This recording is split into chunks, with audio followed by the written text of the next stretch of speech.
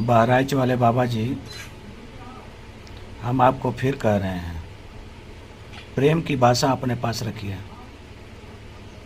आप अगर प्रेमी होते ना तो ये दोबारा बोलते नहीं। प्रेम किसे कहा जाता है आप आज तक ले नहीं जान पाए हैं। अना अब जानेंगे। रूप बदल लेने से कोई साधु नहीं होता, उसके कर्म साधुता बनाता है।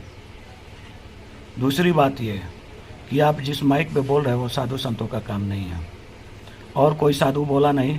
तुम ही एक बने हो कि जाकर के वो शंकराचार्य बने हो कि आप प्रमाण करोगे?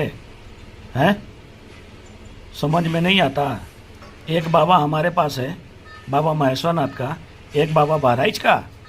दोनों को मैं चैलेंज करता हूँ कि जितनी आप लोगों का सीखो हमारे सामने उपस्थित हो। मैं आप लोगों को चैलेंज के साथ में समझा के दिखाता हूँ क्या होता है संताई।